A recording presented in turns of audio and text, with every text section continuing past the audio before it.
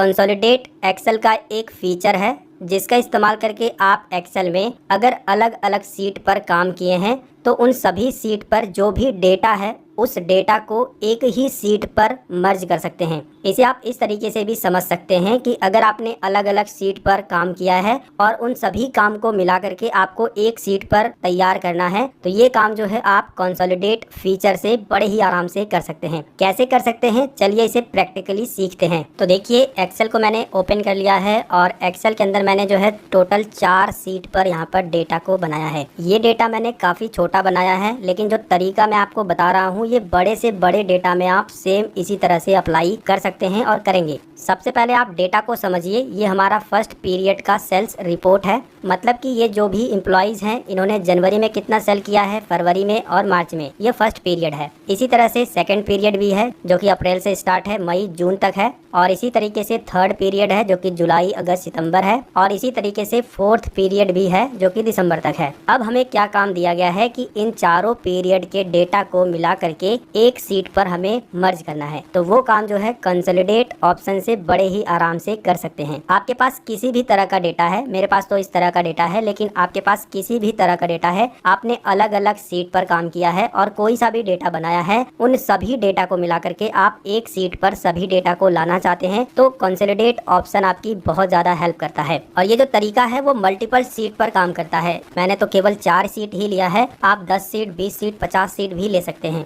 कैसे जो है कंसोलिडेट ऑप्शन का इस्तेमाल करते हैं, चलिए इसके बारे में पूरा डिटेल में समझते हैं। इसके लिए जो है आपको एक नई सीट ले लेनी है। अब आप जो है यहाँ से जो भी प्रोसेस मैं आपको बता रहा हूँ उसे बड़े ध्यान से समझिए। आपको क्या काम करना है, नई सीट ले लेने के बाद आपको चले जाना है डेटा टैब पर। डेटा टैब पर जाने के बाद डेटा टूल्स के अंदर जो है आपको कंसोलिडेट ऑप्शन मिल जाएगा, जैसा कि आप देख सकते हैं। आपको क्या काम करना है, कंसोलिडेट ऑप्शन पर ही क्लिक करना है। इसके बाद कंसोलिडेट की विंडो जो है आपके सामने खुल जाएगी। अब ऊपर जो है सबसे पहले आपसे फंक्शन पूछा गया है, तो अगर आप जो है मल्टीपल सीट को जो है मर्ज करके एक सीट पर डेटा लेकर आना चाहते हैं तो आपको सम वाला ही सिलेक्ट करना है। अगर सिलेक्ट नहीं है तो यहाँ पर कई सारे ऑप्शन दिए गए रहेंगे, इनमें से आपको केवल सम को ही सिलेक्ट कर लेना है, ठीक है। इसके बाद आपको जो है नीचे की साइड में रेफरेंस का ऑप्शन दिया गया है, आपको रेफरेंस पर क्लिक करना है। रेफरेंस पर क्लिक करने के बाद आपको सीट 1 पर आ जाना है और जहां से आपका डेटा है वहां से डेटा को इस तरीके से सिलेक्ट करके रेफरेंस दे देना है। ऊपर वाली हेडिंग को नहीं सिलेक्ट करना है, केवल नाम से लेकर के जो भी आपका डेटा है उसे जो है आपको सिलेक्ट कर लेना है। इसके बाद जो है यहाँ पर आपको ऐड का ऑप्शन मिलेगा, आप ऐड पर क्लिक करिएगा तो जो पहली सीट का डेटा रहेगा वो आपका यहाँ पर जो है ऐड हो जाएगा।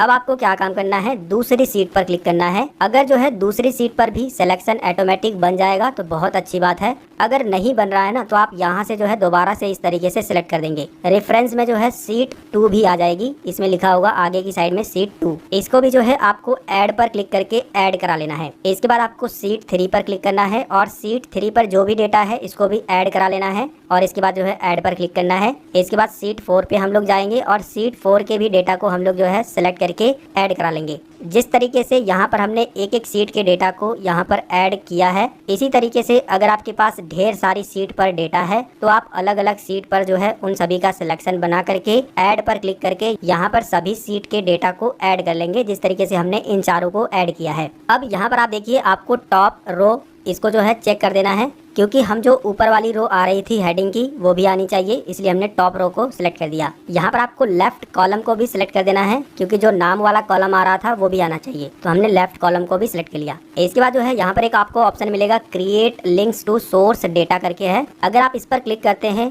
तो जो भी आपने ये सीट सिलेक्ट की है इनमें अगर आप कोई भी चेंज करेंगे तो जहाँ पर भी आपने डेटा को कंसोलिडेट किया है उसमें भी चेंज होगा। अगर आप इसे सिलेक्ट नहीं करते हैं तो चेंज नहीं होगा। फिलहाल मैं आपको दोनों तरीके बता दूंगा। पहले तो हम इसे बिना चेक किए ही आपको बता देते हैं, हम अभी इस पर क्लिक नहीं करेंगे। इसके बाद आपको कुछ नहीं करना है, ओके पर क्लिक करना है। जैसे ही आप ओके पर क्लिक करेंगे तो देखिए सीट 1, 2, 3, 4 जो भी यहाँ पर डेटा था वो सभी डेटा जो है हमारी अगली सीट पर कंसोलिडेट होकर के आ गया है। आप देख सकते हो दिसंबर तक पूरा डेटा आया है और जनवरी तक है, जो भी उसके अंदर डेटा था वो सब कुछ इसके अंदर आ गया है। अब आप जो है इस डेटा को कस्टमाइज कर सकते हो, इसमें बॉर्डर वगैरह लगा सकते हो, बोल्ड इटैलिक अंडरलाइन करके इसे सेव कर सकते हो। हमने जो लिंक क्रिएट नहीं किया था उसका डिसएडवांटेज क्या है, यानी कि नुकसान क्या है, थोड़ा सा आप इसे समझिए। पहला जो हमारा डेटा है वो जनवरी का है और पहली सेल में 90 लिखा है, तो हम क्या काम करेंगे सीट 1 पर आकर के यहाँ पर अगर डेटा को चेंज कर देते हैं, हम 120 लिख देते हैं और जहाँ पर हमने डेटा को कंसोलिडेट किया है उस पर जाते हैं तो देखिए यहाँ पर कोई भी चेंज नहीं हुआ है, जबकि हमने सीट 1 के डेटा पर चेंज किया है, लेकिन यहाँ पर चेंज नहीं हुआ है। तो यही फर्क था, अगर आप उस लिंक पर क्लिक कर देते हो तो यहाँ पर भी ऑटोमेटिक चेंज हो जाता। कैसे, चलिए मैं वो भी आपको प्रैक्टिकली समझा देता हूँ। हम पूरी तरीके से Ctrl Z करके वापस आ जाएंगे। फिर से हमें वही काम करना है, डेटा पर क्लिक करना है, कंसोलिडेट पर क्लिक करना है, और ये जो सीट हमने यहाँ पर इंसर्ट की है ना, इसको बारी बारी से सबसे पहले तो डिलीट कर देना है, वरना जो तरीका है वो प्रॉपर तरीके से काम नहीं करेगा। इस चीज को आपको ध्यान देना है, सभी को पहले जैसा कर देना है। यहाँ पर आपको सम सेलेक्ट करना है, रेफरेंस पर क्लिक करना है, पहली सीट पे जाना है और यहाँ से लेकर के डेटा को सिलेक्ट कर देना है। इसके बाद ऐड पर क्लिक कर देना है, दूसरी सीट पर जाना है, डेटा को सिलेक्ट करना है, ऐड पर क्लिक करना है, तीसरी सीट पर जाना है, डेटा को सिलेक्ट करना है, ऐड पर क्लिक करना है, चौथी सीट पर जाना है, डेटा को सिलेक्ट करना है, ऐड पर क्लिक करना है। वैसे जब आप पहली सीट का डेटा को सिलेक्ट करोगे, अगर रेंज उतनी ही रहेगी तो ऑटोमेटिक डेटा सिलेक्ट हो जाएगा, वरना आपको जो है इस तरीके से क्लिक करके सिलेक्ट करना होगा। ये काम आपको कर लेना है। और इसी तरीके से अगर आपके पास और भी सीट है तो उन पर भी आप ये तरीका अपना सकते हैं, उनको भी ऐड कर सकते हैं। ऐड करना मैंने आपको पहले भी बता दिया था, और आपको इस पर भी क्लिक करना है, इस पर भी क्लिक करना है, ये हमने पहले भी आपको बता दिया था। और अब जो है अगर आप इस पर भी क्लिक कर देते हैं तो ये जो आप कंसोलिडेट कर रहे हैं वो चारों सीट से लिंक हो जाएगा। और जैसे ही आप चारों सीट पर, पिछली वाली सीट पर जो है आप कोई भी चीज को चेंज करेंगे तो जहाँ पर भी आपने डेटा को कंसोलिडेट किया है वहाँ पर भी चेंज होगा। तो आपको इस पर चेक कर देना है, ओके पर क्लिक कर देना है। सेम जो है आपके सामने इस तरीके से डेटा आ जाएगा। अब आप देखिए जनवरी में आपको कंसोलिडेट वाले डेटा में 90 दिखाई दे रहा है,